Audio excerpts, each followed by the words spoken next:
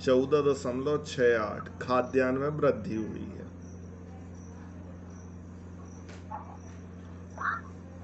ठीक है, फिर लिखें दलहन। दलहन मतलब जितनी भी दालें रहती दलहन में गिरावट हुई है, कमी हुई है 21.90% की, 21.90 की कमी हुई है दलहन में।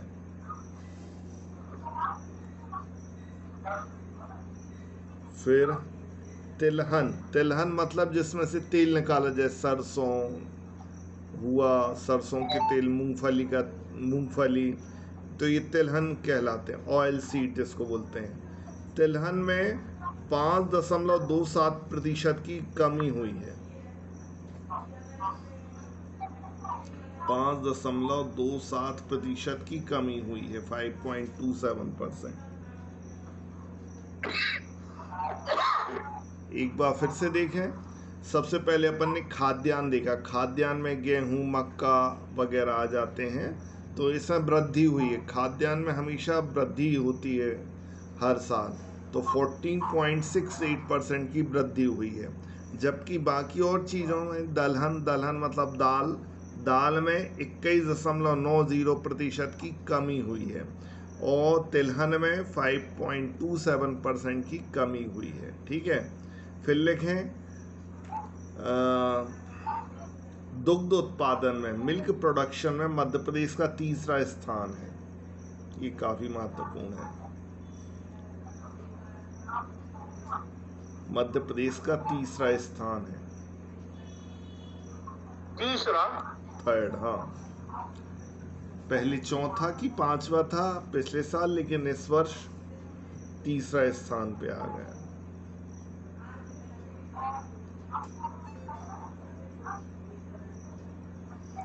फिर प्रति व्यक्ति 707 ग्राम प्रतिदिन के हिसाब से दुग्ध की आवश्यकता होती है। मतलब एक व्यक्ति को मिल्क की जरूरत 7.707 ग्राम प्रतिदिन की आवश्यकता होती है। 707 ग्राम प्रतिदिन की आवश्यकता होती है एक व्यक्ति को दूध की।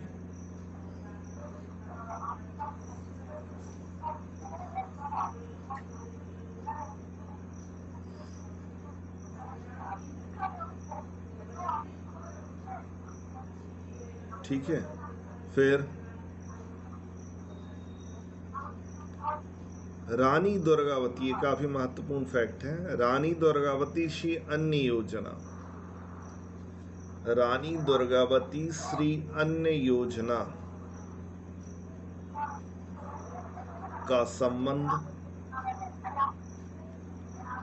कोदो कुटकी से है। कोदो कुटकी, कोदो कुटकी एक मोटा अनाज है, ठीक है, तो उसका संबंध रानी दुर्गावती श्री अन्न योजना से है। ठीक है, ये अपन ने कृषि के बारे में कुछ आर्थिक सर्वेक्षण देखे। तो इसमें बताया गया है खाद्यान्न। खाद्यान्न में, खाद्यान्न मतलब होता है जो फूड ग्रेन्स रहते हैं उनको बोलते हैं खाद्यान्न। में पिछले वर्ष की अपेक्षा इस वर्ष में कितने प्रतिशत की वृद्धि हुई है?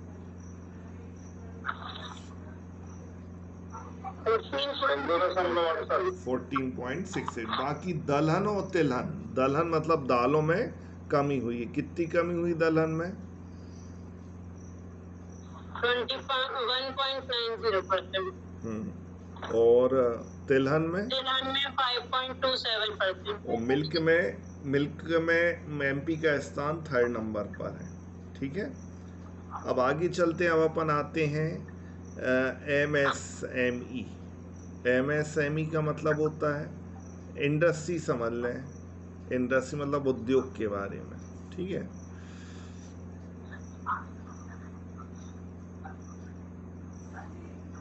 उद्योगों के बारे में। उद्योगों में पिछले वर्ष की अपेक्षा 9.93 की वृद्धि हुई है। ये MSME के अंतर्गत है। हाँ, MSME मतलब माइक्रो, स्मॉल और एक और क्या होता, एंटरप्रेन्योरशिप होता, मतलब सूक्ष्म लघु उद्योगों के बारे में, MSME बोलते हैं, उद्योग। ठीक है। एम मतलब मिडिल। मिनी होता है, कुछ होता है। माइक्रो स्मॉल हाँ, एंटरप्रेन्योर, एम फॉर एक और एम फॉर माइक्रो स्मॉल और स्मॉल मध्यम medium, entrepreneurship. Micro small medium entrepreneur. ठीक है।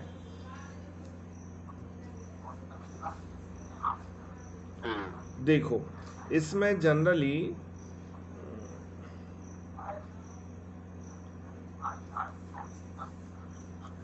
हर साल कुछ ना कुछ एक ईयर को मतलब जैसे 2024 को कृषि वर्ष माना था। ठीक है।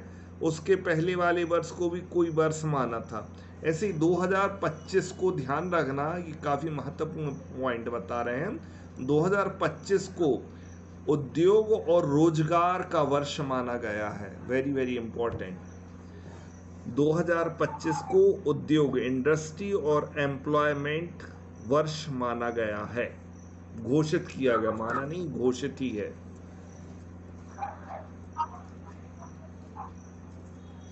सर क्या 2025 को उद्योग और रोजगार वर्ष कहा गया है, मतलब इसमें उद्योग और रोजगार प्रदान करना सरकार का प्रमुख उद्देश्य रहेगा। प्रश्न आता है 2025 को कौन सा वर्ष घोषित किया गया है कृषि के लिए, उद्योग के लिए, मतलब तो आएगा उद्योग और रोजगार के लिए। ठीक है। अब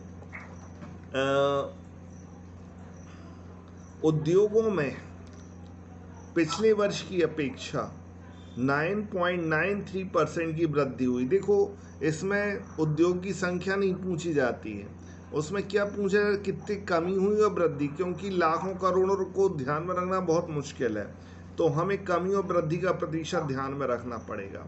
मतलब पिछले वर्ष की अपेक्षा ओवरऑल सेक्टर ग्रोथ, मतलब उद्योगों की वृद्धि हुई है, 9.93% की कुल वृद्धि हुई है।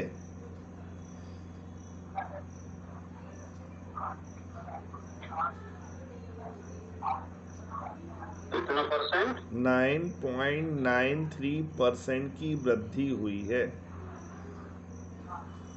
ठीक है। फिर निर्माण उद्योग, कंस्ट्रक्शन उद्योग मतलब निर्माण। अपन ने कल देखा हुआ था, कितने भागों में बांटा गया था, प्राथमिक क्षेत्र, दूसरा कौन सा क्षेत्र था, द्वितीय, तीसरा, तृतीय। ये निर्माण वगैरह किस क्षेत्र में आता है, इंडस्ट्रीज वगैरह प्रथमा द्वितीयक में आता है।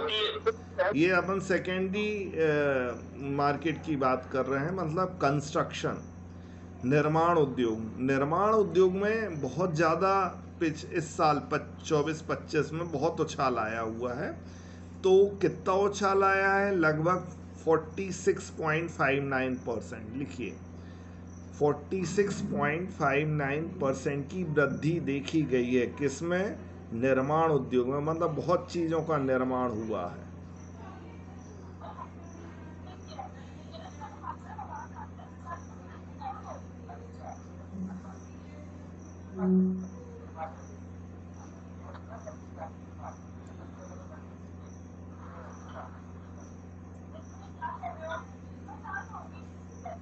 ठीक है। अब ये तो होगा अपना उद्योग के बारे में। अब बात करते हैं अपन पर्यटन के बारे में। पर्यटन मतलब टूरिज्म का ऑल ओवर द इंडिया में MP का 9वां स्थान है। मतलब टूरिस्ट सबसे ज़्यादा इंडिया में कितने आते हैं, 9वें नंबर पर आते हैं, इतने पर्यटक आते हैं। तो पर्यटन के संबंध में MP का 9वां स्थान है। ये लेटेस्ट आंकड़ा बता रहे हैं, हर साल फ्लक्चुएट होते रहते हैं आंकड़ा। और सबसे ज़्यादा पर्यटक, टूरिस्ट कहाँ पर आए होंगे, थोड़ी बताइए आप। MP के कौन से क्षेत्र में सबसे ज़्यादा टूरिस्ट आए थे? पचमढ़ी में? नहीं, अमरकंटक? बिल्कुल नहीं। हाँ। महाकाल, उज्जैन? महाकाल लोक जब से बना हुआ है ना, तब से यहाँ पर बहुत ही ज़्यादा पर्यटक आने लगे हैं। कुल पर्यटकों का 42% मायने रखता है, 42%। और जब भी आप ध्यान रखिएगा, ये मोहन यादव की कंसिस्टेंसी है, मतलब उनका क्षेत्र है। तो कोई भी चीज़ उज्जैन को लेके, हर चीज़ आजकल उज्जैन को फोकस की जा रही है। तो ये, और पीएससी वाले भी उज्जैन को लेके काफ़ी सिंसियर हैं, तो उससे रिलेटेड काफ़ी क्वेश्चंस आते रहते हैं। ठीक है, कुंभ भी होने वाला है भाई। क्या? कुंभ भी होने वाला हाँ, है। सिंगस्त कुंभ भी होने वाला है ना, 2028 में। 2028 में कुंभ होने वाला है। तो कुल पर्यटकों का 42%, मतलब सबसे ज़्यादा पर्यटक वहीं पर आए थे। ठीक है, फिर आगे चलते हैं।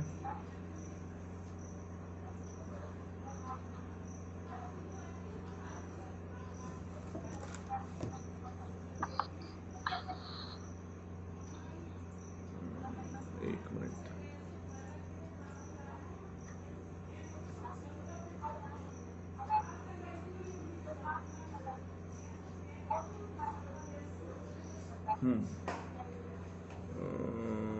एक मिनट।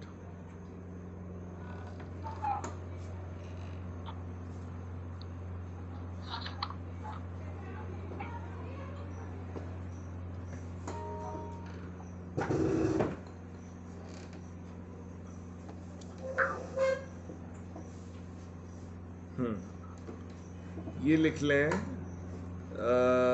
मातृत्व मृत्यु दर। मातृत्व मृत्यु दर, मातृत्व मृत्यु दर का मतलब क्या होता है? Maternity death rate. ठीक है, मातृत्व मृत्यु दर जो वर्तमान में 142 है। कितनी है? 142। और शिशु मृत्यु 142 है एमपी में। मतलब प्रसूति के समय लगभग 142 प्रति हजार में 142 महिलाएं मरण को प्राप्त हो जाती हैं। तो 2047 तक इस लक्ष्य को इन लोगों ने निर्धारित किया हुआ कि 0 करना है। क्योंकि कल हमने बताया हुआ था, विकसित राज्य का लक्ष्य कौन सा वर्ष है एमपी का? 2040 से। ये हमने बताया था कि नहीं बताया था? बताया था। हाँ, तो ये 2047 को बहुत ध्यान रखना। क्यों रखेंगे? क्योंकि अपना 1947 को देश आज़ाद हुआ था और 2047 को पूरे 100 वर्ष हो जाएंगे। तो 100 वर्ष के हिसाब से 2047 का लक्ष्य रखा गया है। 100 का कुछ ज़्यादा हो जाएंगे। हाँ नहीं, 100 ही होंगे। हाँ, शिशु मृत्यु दर, इन्फेंट मॉर्टिलिटी रेट, शिशु मृत्यु दर 49.2 है। 49.2 है। 49.2। ठीक है, मतलब 49.2 बच्चे मरण को प्राप्त हो जाते हैं 1000 में से। अब इसको भी 0 करने का लक्ष्य है। ठीक है, जीवन प्रत्याशा, जीवन प्रत्याशा मतलब लाइफ एक्सपेक्टेंसी। अभी वर्तमान में एमपी में लाइफ एक्सपेक्टेंसी मतलब एक लगभग 65 साल तक जिंदा, मतलब एक एवरेज बता रहे हैं। कहा जाता है 65 वर्ष तक एक व्यक्ति जिंदा रह सकता है। तो इनका 2047 तक का लक्ष्य है कि 85 वर्ष तक जिंदा करना है लोगों को। 2047 तक का लक्ष्य है कि मतलब ऐसी उनको सुविधाएं देंगे हम कि वो 85 वर्ष कम से कम जिंदा रहेगा। एक एवरेज है ये, है ना, एक एवरेज के हिसाब से बोल रहे हैं। फिर आगे चलें तो ध्यान रखिएगा, मातृत्व मृत्यु दर कितनी है अपनी वर्तमान में 142, और शिशु मृत्यु दर कितनी है 49.2। अब आयुष्मान कार्ड बहुत चल रहे हैं, ठीक है, तो वर्तमान में लगभग एमपी में 4.42 करोड़ आयुष्मान कार्ड बन चुके हैं, जो कि ऑल ओवर इंडिया में पहले नंबर पे चल रहा है। ध्यान रखना, ये आयुष्मान कार्ड बनाने की अपेक्षा एमपी पूरे भारत में पहले नंबर पर है आयुष्मान कार्ड, और अभी तक टोटल 4.42 करोड़ आयुष्मान कार्ड बन चुके हैं। इंपॉर्टेंट फैक्ट है ये। और आयुष्मान कार्ड बनाने में इंदौर सबसे आगे है, सबसे ज्यादा इंदौर में बनाए गए हैं। फिर आगे एमपी में पीएम एक्सीलेंस कॉलेज खोले गए हैं। कुल कितने एमपी में पीएम एक्सीलेंस कॉलेज हैं बताइए? टोटल कितने जिले हैं? 55 जिले हैं। तो 55 जिले में 55 पीएम कॉलेज ऑफ एक्सीलेंस है, ठीक है। और 274 सीएम राइज स्कूल है, ये फैक्ट इंपॉर्टेंट है। 274 सीएम राइज स्कूल हैं।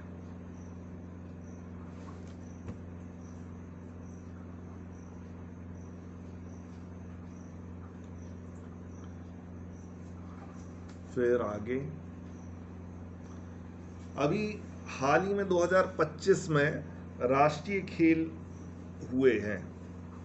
तो राष्ट्रीय खेल 38वां राष्ट्रीय खेल हुआ है। ये शायद महाराष्ट्र में हुआ था। हमें अभी अपन इसके आगे एक क्लास लेंगे, उसमें स्पोर्ट्स और खेलों की गतिविधियों से संबंधित है। तो अभी ध्यान रखना है, कुल 38वां राष्ट्रीय खेल प्रदर्शन हुआ है, ठीक है, जिसमें एमपी के कुल पदक, कुल मेडल्स 82 मिले हुए हैं। कुल मेडल्स मिले हुए हैं, टोटल मेडल्स 82, जिसमें से 34 गोल्ड है।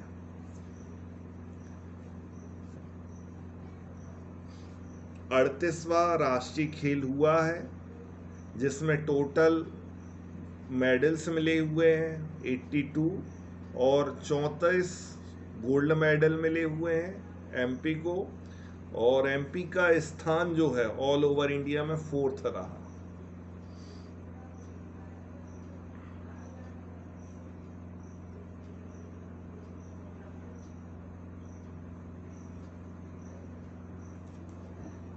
ठीक है, 4th स्थान रहा सर एमपी का। हाँ, 4था स्थान रहा। सर ये जो टोटल मेडल मिले 82 एमपी बस को मिले हैं। हाँ, ये एमपी के 82 है, मतलब कांस्य, स्वर्ण, सिल्वर, ठीक है, टोटल 82 में स्वर्ण पदक। गोल्ड बताया, और बाकी के जरूरी नहीं रहता, अपन को जरूरी गोल्ड रहते हैं, है ना। और अभी अपन स्पोर्ट्स वाली क्लास लेंगे ना, उसमें सारी चीजें आएंगी। अभी तो ये आर्थिक सर्वेक्षण के आंकड़े बता रहे हैं। फिर आगे देखो, मध्य प्रदेश में टोटल 785 बाघ हैं। टाइगर स्टेट है एमपी, मतलब ऑल ओवर इंडिया में एमपी में सबसे ज्यादा बाघ हैं। तो 785 बाघ हैं टाइगर्स की संख्या। यहाँ पर गिद्धों की संख्या भी बहुत है, मतलब गिद्ध राज्य भी है। गिद्ध मतलब वल्चर, टोटल 10,845 वल्चर हैं, मतलब गिद्ध हैं। कितने ना 10,845, 10,845।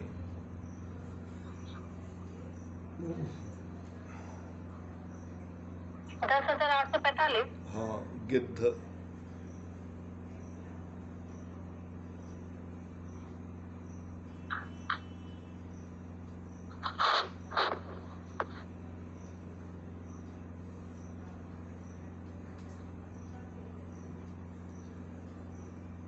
सीएम हेल्पलाइन का नंबर 181 है, ये भी लिख लेंगे, सुशासन में आ रहा है।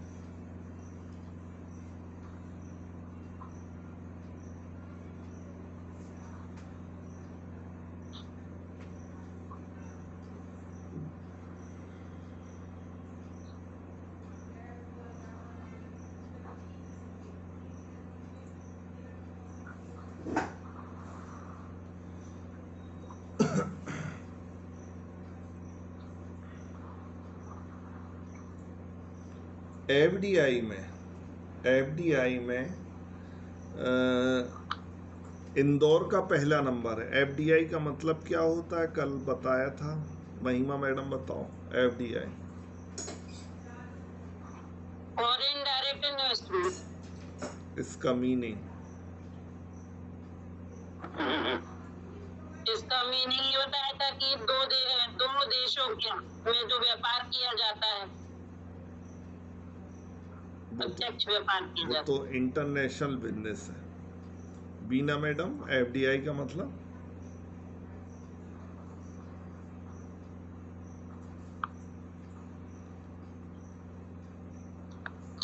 ज्योति मैडम? विदेशी व्यक्ति या कंपनी के द्वारा देश के उद्योगों और व्यवसायों में निवेश करना। जब कोई विदेश का व्यक्ति आके भारत में कोई निवेश करता है, किस में निवेश करता है? किस में निवेश करता है? नहीं, उद्योगों में या बिजनेस में, तो उसको बोलते हैं एफडीआई। और एफपीआई किसे बोलते हैं? पोर्टफोलियो किसे कहते हैं? जब वो विदेश का व्यक्ति आकर शेयर्स, डिवेंचर, म्यूचुअल फंड में इन्वेस्ट करता, तो उसको बोलते हैं एफपीआई। ठीक है, तो एमपी में एफडीआई, टॉप का एफडीआई सिटी है इंदौर। सबसे ज़्यादा एफडीआई इंदौर में मिलता है, मतलब फॉरेनर्स जो रहते हैं वो इंदौर को प्रेफर करते हैं।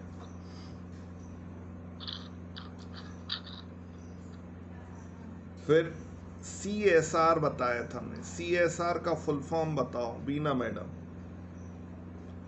CSR corporate social responsibility. क्या कहलाता है ये?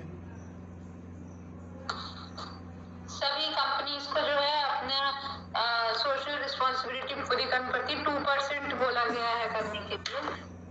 ठीक है, तो एमपी में जो टॉप सीएसआर सिटी है वो है सिगरौली।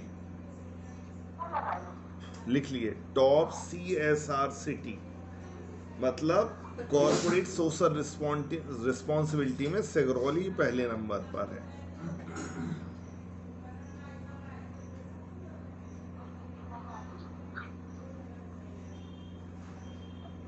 ठीक है, ये कुछ फैक्ट हो गए आर्थिक सर्वेक्षण के। कल अपन बजट पढ़ेंगे। ठीक है, अब आज अपन को क्या पढ़ना है?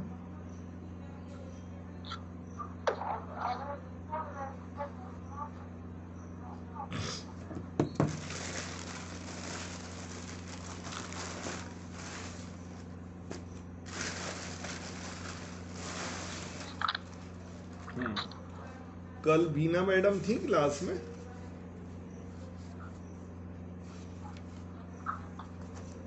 बीना मैडम आप क्लास में थी कल? हाँ जी सर, थे सर। कल अपन ने पढ़ा हुआ था, बहुत कुछ पढ़ लिया था इंटरनेशनल बिजनेस के बारे में। ठीक है, इंटरनेशनल बिजनेस का मतलब तो मालूम ही होगा, अंतर्राष्ट्रीय व्यवसाय। अंतर्राष्ट्रीय व्यवसाय में कल अपन ने देखा था कि जो इंटरनेशनलाइजेशन या अंतर्राष्ट्रीय व्यवसाय के चरण रहते हैं, मतलब उसमें कौन कौन से चरण रहते हैं? डोमेस्टिक कंपनी रहती, घरेलू कंपनी रहती है, अंतर्राष्ट्रीय कंपनियां रहती हैं, और कौन सी रहती हैं? अंतर्राष्ट्रीय के बाद और कौन सी हमने बताई थी? ग्लोबल कंपनी रहती है, ठीक है, इसके बारे में बताया। हाँ, फिर उसके बाद आगे क्या पढ़ा हुआ था अपन ने? इंटरनेशनल ट्रेड मॉडल पढ़ा था सर, ईपीआरजी। ईपीआरजी, ईपीआरजी का मतलब बताइए बीना मैडम। मतलब कि उसका फुल फॉर्म सर? हाँ, मतलब या फुल फॉर्म जो भी आप समझे। एथनोसेंट्रिक ई से, पॉलीसेंट्रिक ई से, आर से रियोसेंट्रिक और जी से जियोसेंट्रिक था। अब इसके बारे में थोड़ा बता दें। ई मतलब एंथ्रोसेंट्रिक कैसे बोलते हैं? जो कंपनी होम कंट्री में ही काम कर रही होती है, मतलब वही बना रहे होते, विक्रय कर रहे होते हैं, सेल्स कर रहे होते हैं, तो वो होम कंट्री में ही है। नहीं, ऐसा नहीं। देखो, ये सब विदेशी कंपनियां ही रहेंगी, लेकिन होम कंपनी के अकॉर्डिंग जो प्रोडक्ट होम में बना रहे हैं वही प्रोडक्ट कहाँ विदेश में भी चलाते हैं, उसको भी बोलते हैं, ठीक है। फिर दूसरा पॉइंट क्या था? होस्ट कंट्री ओरिएंटेड होता है, जो कंट्री में आप बेचने जा रहे हो उसके अकॉर्डिंगली मींस होस्ट कंट्री के। फिर अगला, और आपका रीजनल ओरिएंटेशन होता है, जैसे आपका यूरोपियन यूनियन वगैरह, जहाँ मतलब आपके फॉर्म्स रहते हैं डिफरेंट कंट्रीज के, आप मिलकर छोटे ग्रुप्स में जो रहते हैं उसके अकॉर्डिंगली होता है। मतलब जैसे एशिया एक द्वीप होगा, उसके अकॉर्डिंग अपन वस्तु बना, अफ्रीका के अकॉर्डिंग, ठीक है, तो ये रीजनल सेंट्रिक हो गया। और एक और कौन सा था? ग्लोबल ओरिएंटेशन होता है, जियोसेंट्रिक, जो पूरे ऑल ओवर में सब कंट्रीज, मतलब सब पूरा एक ही उसमें बना रहे होते हैं जैसे। फिर उसके बाद आगे क्या पढ़ा था ज्योति मैडम अपन ने? इसके बाद पढ़ाते सर अंतरराष्ट्रीय व्यवसाय में प्रवेश करने के विभिन्न तरीके। कौन कौन से? छह बताए थे, निर्यात करना, second licensing, third franchise, fourth turnkey project. Turnkey project किसे कहते हैं? इसमें अपनी भाषा में बता दो, कोई दिक्कत नहीं। मतलब जब कोई दूसरा सरकारी या गवर्नमेंट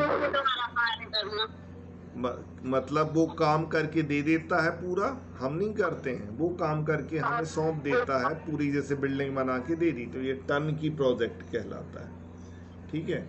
हाँ, फिर उसके बाद आगे अपन ने क्या पढ़ा हुआ था? एफडीआई पढ़ा था सर, एफडीआई के प्रकार पढ़े थे। हाँ, एफडीआई के प्रकार महिमा मैडम बताइए। एफडीआई के प्रकार बताइए। पहला होता है हॉरिजॉन्टल, जो क्षैतिज रहता है। दूसरा था वर्टिकल। वर्टिकल के कितने प्रकार? दो प्रकार के, वर्टिकल बैकवर्ड और फॉरवर्ड। बैकवर्ड किसे कहते हैं? जो कच्चे माल का में निवेश करता है। हाँ, और फॉरवर्ड वितरण एवं विक्रय में निवेश करता है। ग्रीनफील्ड किसे कहते हैं? ग्रीनफील्ड इन्वेस्ट एफडीआई, जब नए व्यवसाय में विनियोग किया। ये अच्छे से ध्यान में रखना है ना, ग्रीनफील्ड ब्राउनफील्ड ये पूछा जाता है जनरली। चलिए अब आगे चलते हैं अपन।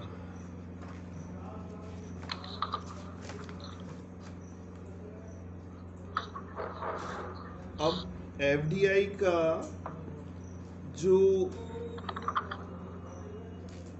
स्रोत है, एफडीआई इन्फ्लोज ग्रोथ यूएसडी मतलब डॉलर में 71.28 2023-24 में था, और यूएसडी 81.0 अर्थात एफडीआई में, हाँ ये लिख लें, गत वर्ष में एफडीआई में भारत में 14% की वृद्धि हुई है। मतलब गत वर्ष में भारत में एफडीआई में 14% की वृद्धि हुई है।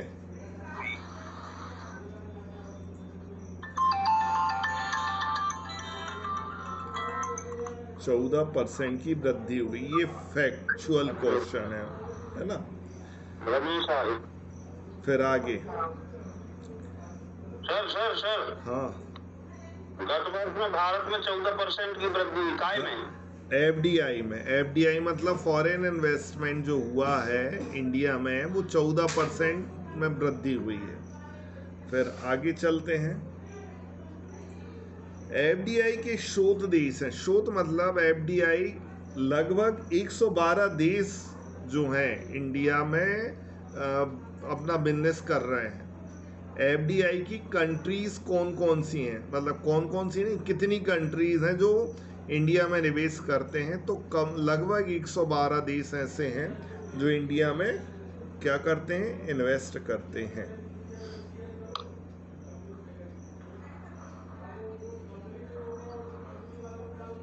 सबसे ज्यादा लिख लिया। सबसे ज्यादा जो एफडीआई वाला राज्य है, सबसे ज्यादा एफडीआई कौन से राज्य को मिलता है, तो लिख लें। पहले नंबर पर आता है महाराष्ट्र का। महाराष्ट्र में सबसे ज्यादा एफडीआई आता है। पहले नंबर पे है महाराष्ट्र, दूसरे नंबर पे कर्नाटका और तीसरे नंबर पर दिल्ली।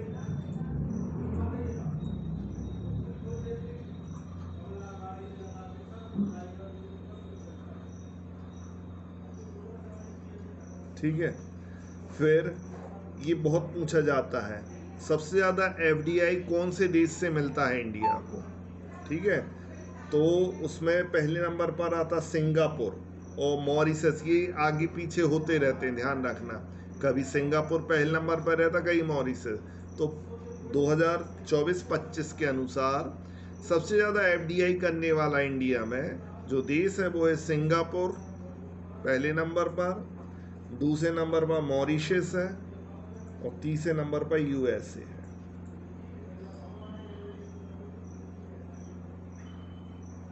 पहला क्या बताया सर, सबसे ज्यादा एफडीआई करने वाले देश?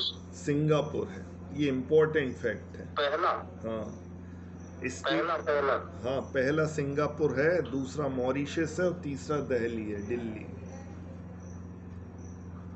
सिंगापुर,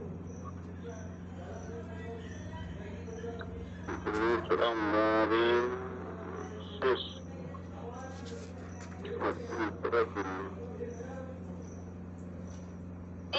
दिल्ली है सर। हाँ, पहला बस ध्यान में रखना, लिख लिया वो ठीक है, लेकिन सिंगापुर को ध्यान में रखना। और राज्यों में सबसे ज़्यादा महाराष्ट्र। महाराष्ट्र में क्यों? क्योंकि मुंबई है वहाँ पर, मुंबई में अधिकतर लोग इन्वेस्ट करते हैं पैसा, ठीक है।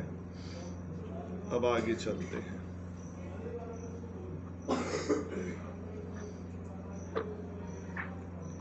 अब एफडीआई की थ्योरीज है। एफडीआई की थ्योरी मतलब होता है एफडीआई के कुछ सिद्धांत हैं, प्रिंसिपल्स हैं। तो एफडीआई थ्योरी कौन कौन सी हैं वो अपन देखते हैं।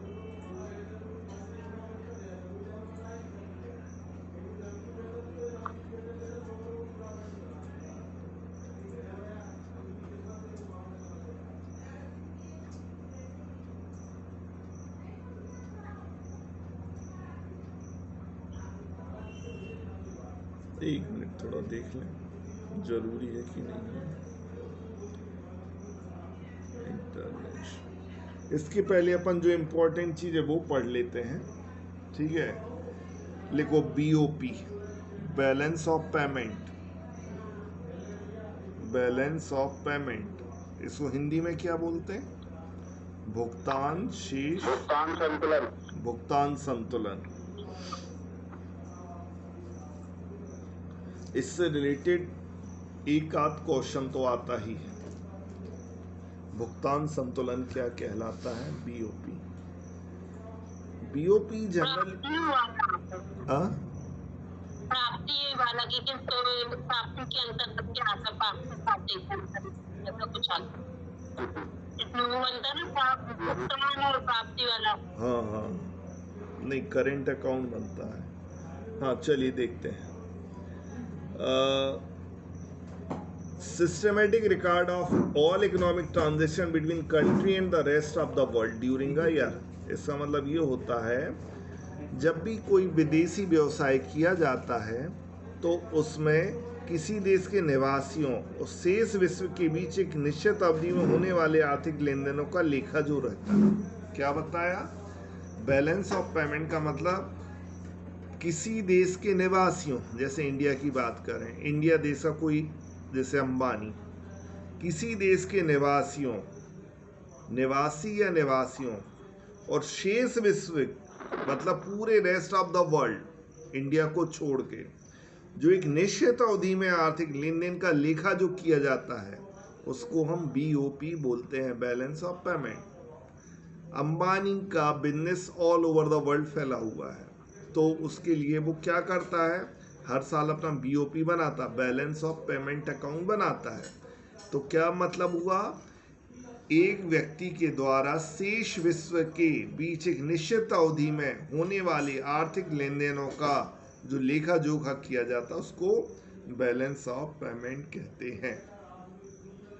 धीरे धीरे बोले तो लिख लेंगे। अच्छा, दोहरा देते। हाँ लिखो। किसी देश के निवासियों,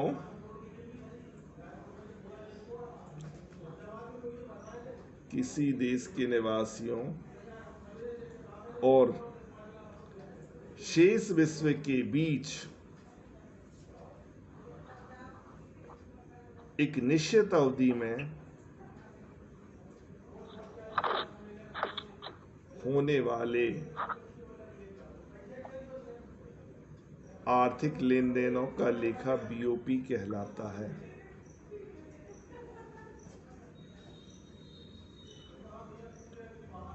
Systematic record of all economic transactions between a country and the rest of the world during a year is known as BOP.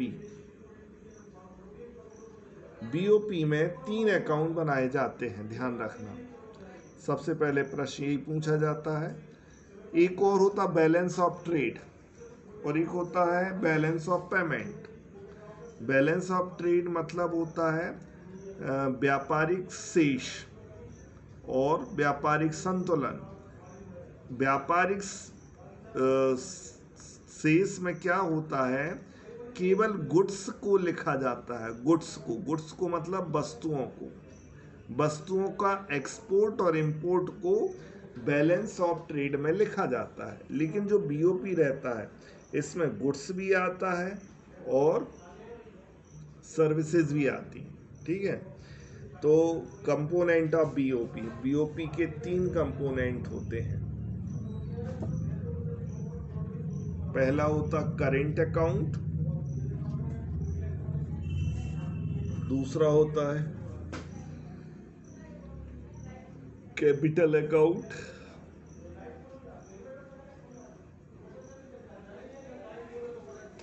तीसरा है एरर एंड ओमिशन।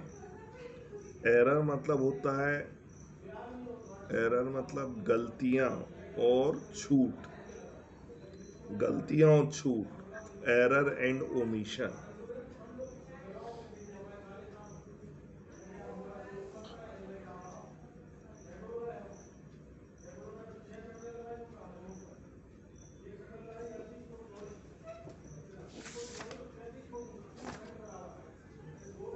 ठीक है। अब अपना प्रश्न आता है कि BOP में कौन कौन से खाते बनाए जाते हैं। तो ये 3 खाते बनाए जाते हैं, current account, capital account and error और ओमिशन। दूसरा प्रश्न आता है करेंट अकाउंट में क्या आता है, कैपिटल अकाउंट में क्या आता है, बस इसके अलावा और इससे और ज़्यादा क्वेश्चन नहीं आते। तो सबसे पहले साइड हैंड डालें, करेंट अकाउंट में क्या क्या आता है।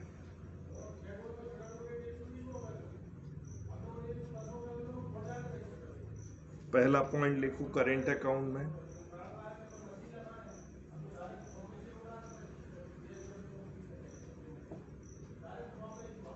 पहले पॉइंट में आता ट्रेड ऑफ गुड्स एक्सपोर्ट और इंपोर्ट, मतलब गुड्स का आयात एवं निर्यात। गुड्स मतलब माल का आयात एवं निर्यात।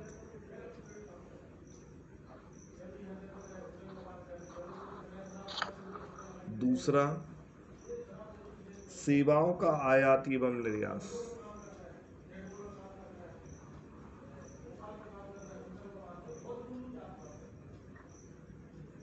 तीसरा इनकम मतलब इंटरेस्ट और डिविडेंड। ये बहुत महत्वपूर्ण चीज़ है। ये मतलब मालूम ही नहीं चल पाता करेंट अकाउंट में क्या आता, और प्रश्न यही रहता है करेंट अकाउंट में ये चीज़ आती है कि नहीं आती है, या इसमें से तीनों में से करेंट अकाउंट में क्या नहीं आता है। इनकम मतलब ब्रैकेट में लिखना है इंटरेस्ट मतलब ब्याज और लाभांश। और चौथा चीज है एक तरफा हस्तांतरण। एक तरफा है मतलब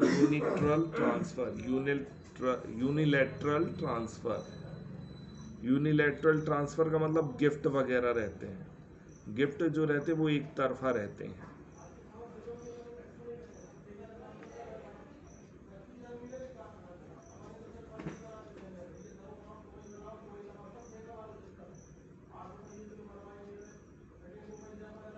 ठीक है,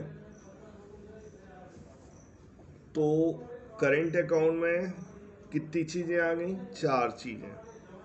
कौन कौन सी सोनिका मैडम? जी सर। क्या क्या था? माल, हाँ, माल का आयात एवं निर्यात, सेवाओं का आयात और निर्यात, इनकम, इंटरेस्ट और डिविडेंड, और चौथा है एक तरफा हस्तांतरण जिसमें गिफ्ट आते हैं। ये ध्यान से लर्न करना है अपन को, ठीक है। अब कैपिटल अकाउंट साइड हेडिंग डालो, कैपिटल अकाउंट में क्या क्या आता है?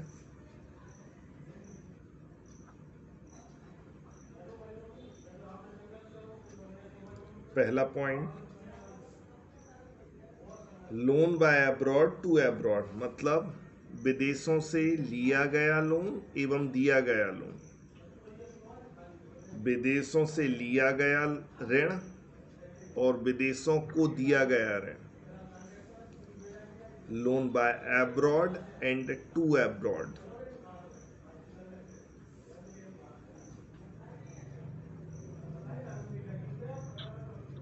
ठीक है।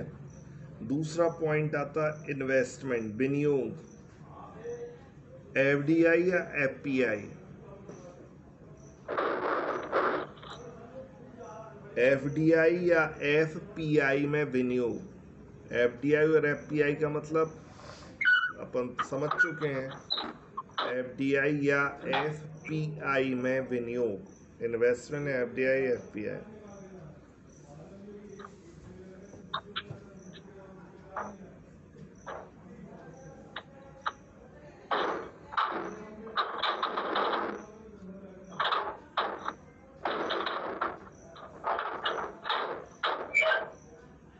फिर आगे, विदेशी मुद्रा भंडार में परिवर्तन। विदेशी मुद्रा भंडार में परिवर्तन। विदेशी मुद्रा भंडार में परिवर्तन मतलब foreign stock of foreign money, change in stock foreign money.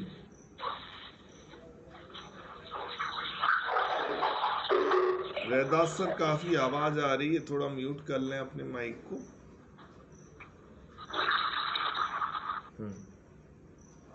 बस 3 चीजें आती हैं कैपिटल अकाउंट में। क्या क्या आता है?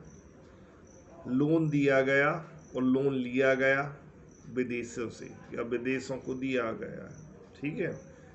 इन्वेस्टमेंट मतलब विनियोग, एफडीआई या एफपीआई मतलब भारत से बाहर वाले लोगों ने आकर भारत में विनियोग किया तो उसको एफडीआई बोलते हैं। और एफपीआई विदेशी मुद्रा भंडार में यदि कोई परिवर्तन हो गया तो ये चीजें आती कैपिटल अकाउंट में।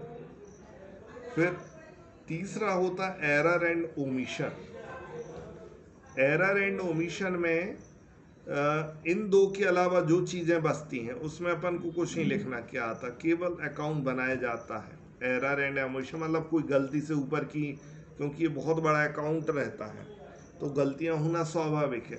तो कोई चीज ऊपर से यदि अपन छूट जाती तो उसको हम एरर एंड ओमिशन में डाल देते, मतलब छूटी या कोई गलती हो गई हो उसको लिखते हैं। ठीक है, एक फैक्ट और लिख लें।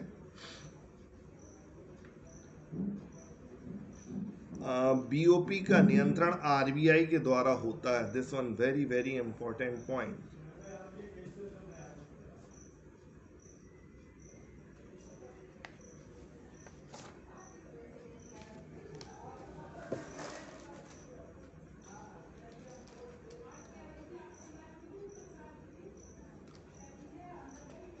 ठीक है, तो ये, सर एक चीज पूछे, हाँ पूछिए। ये जो गलतियां और झूठ है उसको उसमें कैसे समझेंगे अपन कि क्या दे रहा है, मतलब मैं समझ नहीं पाई अपन को इसको। नहीं समझना है, वो जो हाँ अकाउंट देखिए, बनाता है ना, जैसे कोई चीज़, देखो ये बहुत बड़ा अकाउंट रहता है, बहुत बड़ा अकाउंट मतलब एक व्यक्ति का, मान लो अंबानी है, वो इंडिया में रह रहा है, उसका विदेशों में, ऑल ओवर द वर्ल्ड क्या उसका बिजनेस चल रहा है, ठीक है। अब वो एक ही अकाउंट बनाता है बीओपी का, तो सारे रेस्ट ऑफ द वर्ल्ड के साथ जितना भी रहता है, तो कभी कभी हो सकता कोई चीज़ छूट जाती है लिखने में, या नहीं लिख पाए, तो ऐसी मिस्टेक्स को एरर एंड ओमिशन में डाला जाता है। तो अपन को ये ध्यान नहीं रखा, अपने लिए कुछ ज़रूरत नहीं, केवल ये बात ध्यान रखना कि 3 अकाउंट बनाए जाते हैं, एरर एंड ओमिशन में वो छूटी हुई चीज़ें आती हैं। मेन रहता कैपिटल और करेंट अकाउंट, ठीक है। अब आगे चलते हैं, आज थोड़ा और पढ़ लेते हैं, थोड़ा मन लग रहा है पढ़ाने में। हाँ, अब आगे देखें, ये अपना पहला पार्ट होगा, अपन ने बहुत अच्छे से पढ़ लिया। एफडीआई कल वाली जिनने नहीं की हुई थी अटेंड, तो कल हमने यूट्यूब की लिंक भेज दी, तो वो क्लास ज़रूर देख लीजिएगा, तो उससे बहुत कुछ क्लियर हो जाएगा। अब अपन पढ़ते हैं IMF, economic institutions, international monetary fund. देखो बड़े कंफ्यूजन पॉइंट होते हैं, IMF, वर्ल्ड बैंक, WTO, ये 3 चीज़ में काफ़ी कंफ्यूजन होता है, ठीक है। तो IMF क्या कहलाता है इसके बारे में अपन समझते हैं। हेडिंग डाल लीजिए, इससे रिलेटेड एक ना एक क्वेश्चन आता ही है।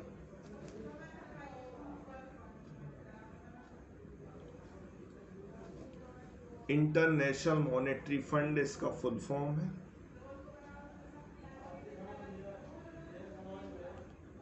इसकी स्थापना 1944 में हुई, 1944 वॉशिंगटन में हुई।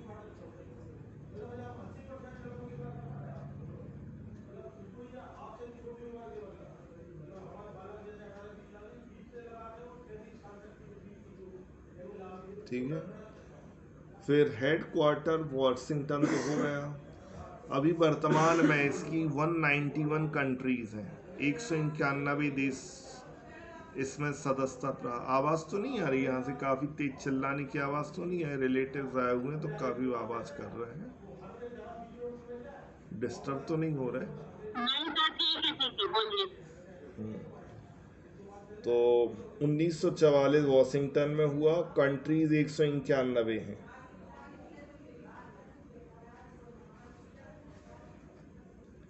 इसका उद्देश्य क्या होता है ये समझें।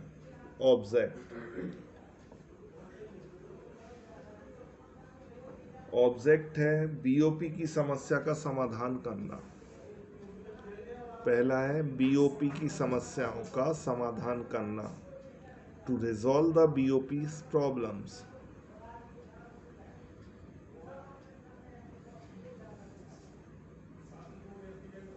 देखो जो बीओपी है था, अभी अपन ने पढ़ा ना, balance of payment. Balance of payment हमेशा एडवर्स में रहता है, ध्यान रखना।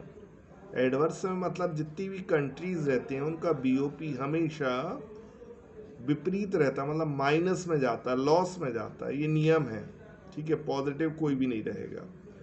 तो बीओपी जब बहुत ज़्यादा पॉजिटिव, बहुत ज़्यादा नेगेटिव एडवर्स हो, तो ऐसे देश गरीबी की हालत में आ जाते, जैसे पाकिस्तान वगैरह। तो इन देशों की मदद IMF द्वारा किया जाए, जब बहुत ज़्यादा गरीबी आ जाती। बीओपी मतलब बहुत ज़्यादा निर्यात कम होते, आयात ज़्यादा होते हैं, इंपोर्ट एक्सपोर्ट की प्रॉब्लम जाती है। तो बीओपी की समस्या का समाधान, ध्यान रखना, IMF करता है, ठीक है। वर्ल्ड बैंक नहीं करता। वर्ल्ड बैंक की बीओपी की समस्या मेन समस्या नहीं है, वो एडिशनल में लेते, लेकिन IM जो है वो बीएपी की समस्या को प्रायोरिटी बेस पर रिजॉल्व करता है, सहायता करता है, ठीक है। फिर विश्व व्यापार में वृद्धि करना, वर्ल्ड ट्रेड की में वृद्धि करना।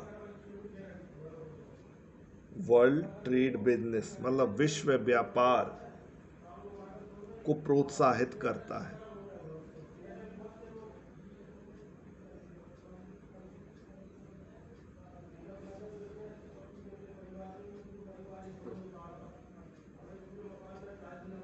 ठीक है, फिर लिखें एक्सचेंज स्टेबिलिटी, मतलब मुद्रा परिवर्तन में स्थायित्व प्रदान करता है। एक्सचेंज स्टेबिलिटी मतलब क्या होता है?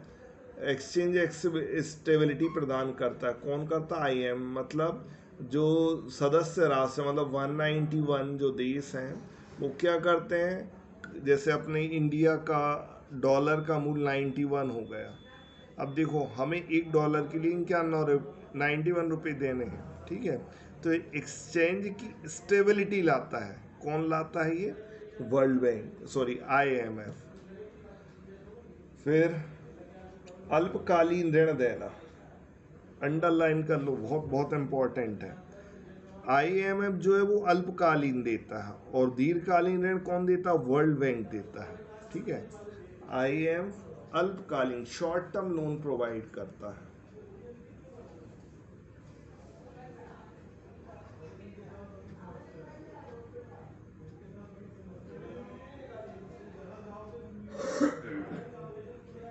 फिर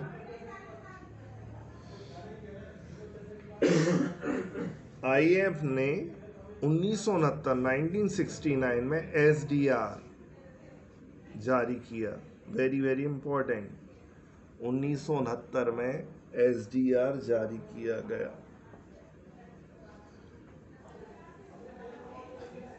अब ये SDR क्या होता है? SDR का मतलब स्पेशल ड्राइंग राइट, विशेष आहरण अधिकार।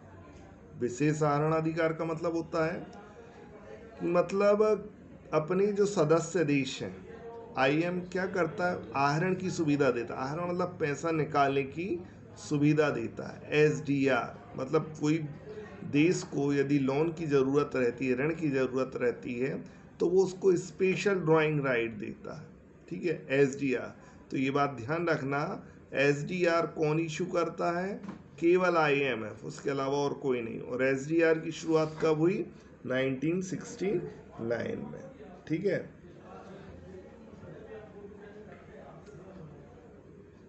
SDR की जो शेयरिंग है, इससे रिलेटेड लास्ट ईयर क्वेश्चन आया था। SDR में कौन कौन से देश शामिल होते हैं?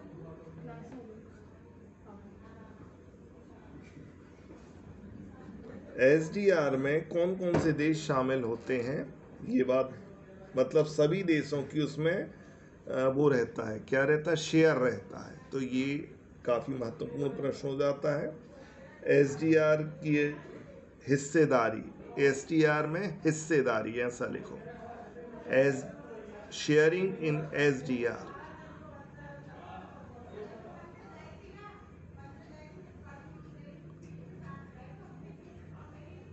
सबसे पहला पॉइंट डालो, डॉलर। पहले नंबर पे रहता है डॉलर।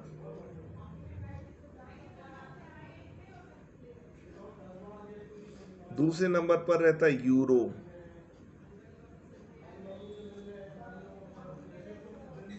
तीसरे नंबर पर है येन, येन YEN, येन।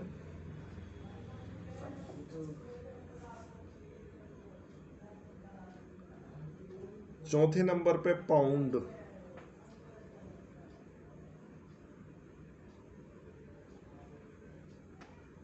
पांचवें नंबर पे चाइनीज रेम्बो। चाइनीज रेम्बो मतलब ये सब देशों की मुद्राओं के नाम लिखे हुए हैं। तो जो SDR जो बनता है वो इन सब देशों की मुद्राओं, जैसे मान लीजिए हमें कोई NGO शुरू करते हैं, तो क्या करते हैं NGO वाले? तुम 10,000 जितने भी मान लो 10 सदस्य मिल गए, तो 10 सदस्य ने VC जो खेलते हैं ना, VC वगैरह, यदि आप लोगों ने नाम सुना होगा, VC में क्या करते हैं? मेंबर्स बना लेते हैं। मेंबर्स, हर मेंबर से 1,000 रुपये ले लिए, तो टोटल कितने हो गए? 20,000। ऐसे ही SDR भी ये क्या करते हैं? ये जितने मेंबर देश हैं, कंट्रीज हैं, वो सब मिलके वहाँ पर पैसा इकट्ठा कर देते हैं और जिस देश को ज़रूरत होती है उस देश को दे देते हैं। तो इसमें सबसे ज़्यादा भागीदारी जो रहती है वो डॉलर की है, सबसे ज़्यादा डॉलर दबदबा बनाए हुआ अपना। फिर उसके बाद यूरोप की मुद्रा यूरो है, फिर येन है, येन कहाँ की, जापान की है शायद, जेन बोलते हैं। पाउंड, पाउंड अमेरिका का चलता है। चाइनीज़ रेम्बो चाइनीज़ का है, ठीक है। इस प्रकार से ये SDR के बास्केट्स में आते हैं। तो ये काफ़ी महत्वपूर्ण प्रश्न है। तो IMF से रिलेटेड अपन ने चीज़ पढ़ ली, अब कल और IMF वगैरह पढ़ेंगे, ठीक है। आज के लिए इतना ही, शुभ रात्रि।